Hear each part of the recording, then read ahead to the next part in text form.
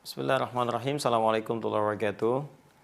Sahabat-sahabatku dimanapun Anda berada, semoga Allah senantiasa memuliakan kita semua, mengampuni dosa-dosa kita, dan membimbing kita untuk lebih baik dari hari ke hari. Kita coba kembali untuk membahas pertanyaan-pertanyaan yang teman-teman sampaikan. Masya Allah, mohon bersabar ya. Barangkali ini butuh berapa hari ini setelah puasa, mungkin kalau sehari satu masih butuh waktu ya. Coba kita lihat yang ini nih.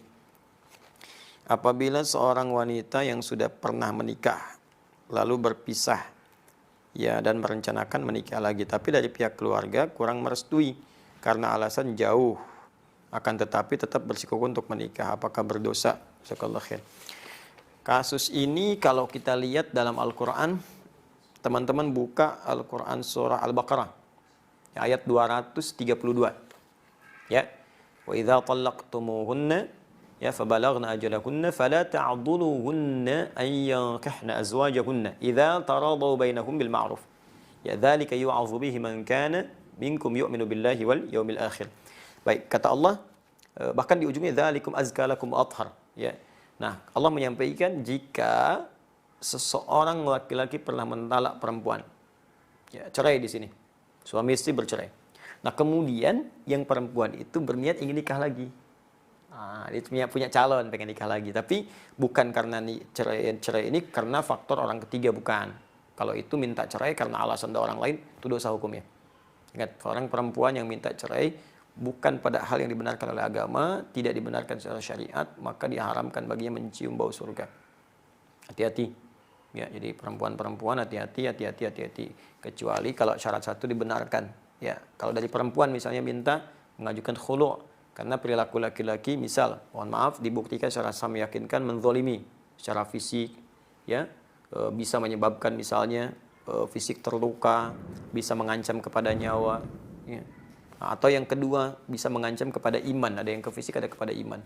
Pada iman tuh dilarang sholat, disuruh minum minuman, disuruh mabuk, disuruh macam-macam yang buruk lah ya. Nah itu terancam itu dan tidak bisa dinasehati, tidak bisa difasilitasi, tidak bisa ditengahi. Maka boleh mengajukan khulu namanya ya untuk perpisahan.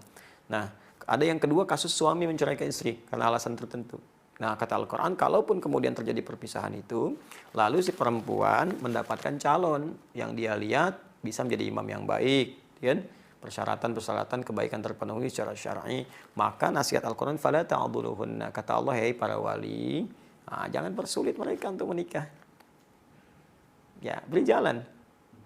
Nah, Al-Quran itu sangat indah, sangat sayang, karena tidak mudah status perempuan yang baru berpisah, apalagi di masyarakat disebut dengan nama tertentu, mendapatkan pasangan-pasangan yang bisa membimbing kembali, itu tidak mudah. Ya, tidak mudah, karena itu Al-Quran begitu melihat peluang seperti itu, dicek dulu.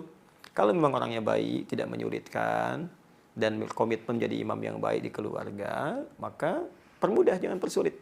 Karena tidak mudah menemukan lagi kemudian orang yang ingin membimbing. Nah, jadi itu kondisinya. Ini alasannya karena jauh. Alasan jauh itu kan relatif. Ya, jauh sekarang mudah dijangkau. Ya, ada dengan jauh itu termasuk bukan termasuk syarat syariat. Ya, bukan termasuk syarat syariat. Coba bayangkan, bukankah banyak juga sekarang orang bilang LDR, ya. Masya Allah ada hubungan jarak jauh gitu. Nah, tapi mohon maaf, kalau kita lihat zaman-zaman dulu juga betapa banyak orang-orang menikah dan LDR itu sering terjadi. Bahkan dulu nggak ada gadget, ya nggak ada media sosial, nggak ada telepon sama sekali. Kontaknya paling-paling kontak batin, terus datang kemudian hari. Ya bukankah Nabi Ibrahim pernah terpisah jauh? Ya, tapi bukan alasan kalau ada komitmen untuk datang. Beliau di Palestina, Sayyidah Hajar dengan Ismail kemudian di Mekah, bisa ditengok. Datang, ditengok, dilihat, kan perkembangan dan sebagainya. Ini komunikasi sekarang banyak. Jadi pastikan bahwa suami itu amanah. Ya, kemudian juga bisa memberikan nafkah yang cukup, sifatnya terpercaya, ya, kemudian juga bisa melindungi, memberikan kasih sayang. Kalau itu terpenuhi, maka keluarga memudahkan. Saya kira begini, ini yang bertanya, kalau ini akhwatnya, jelaskan ke keluarga dengan baik. Jangan berkonflik, jelaskan. Dan berikan keyakinan. Karena boleh jadi keluarga itu menolak, bukan karena tidak menginginkan. Boleh jadi dalam konteks ini ingin melindungi. Kadang-kadang kasih sayang itu kalau tidak dikomunikasikan dengan baik, ya jadi salah paham pada ujungnya dan salah penilaian. Ya, sama hal-hal yang kadang-kadang kita menulis di WA karena nggak ada ekspresi, ya keterimanya bisa lain. Maka jelaskan sepenuhnya, sampaikan bahwa alhamdulillah Boleh jadi ini hikmahnya Allah kirimkan seorang pasangannya lebih baik, dia perhatian, dia jujur, dan ini bukti-buktinya, keluarganya begini, kenali keluarga dulu, tanyakan. Nah, kalau memang baik, mohon ridhonya. Ya, kalau ada yang kurang, mohon tunjukkan supaya kami perbaiki sebelum menuju ke pernikahan. Itu lebih bagus. Ya, jadi daripada merajut konflik gitu yang tidak dibenarkan. Lagi sekarang bulan Ramadan ya, kalau ini kemudian kita ingin sampaikan. Saya kira itu, teman-teman, cukup dulu ya. Demikian saya kira, semoga bermanfaat. Jika ada yang benar, itu pasti dari Allah dan Rasulnya sebagai petunjuk untuk membuat kita lebih baik. Tapi kalau ada yang salah, itu mutlak kesalahan saya pribadi. Ya, sudah capek kalau digali, ya pasti akan ketemu salah saya. Cukup dikoreksi, nanti saya betulkan, kemudian ambil pendapat ustadz lain yang lebih baik. Ya, itu akan lebih mulia, lebih objektif, dan insya Allah bernilai baik di sisi Allah Subhanahu wa Ta'ala. Subhanakallahumma wa bihamdika asyhadu an la ilaha illa anta astaghfiruka wa atubu ilaik wa akhiru da'wana alhamdulillahi rabbil alamin. Allahu minkum, adi hidayat. Assalamualaikum warahmatullahi wabarakatuh.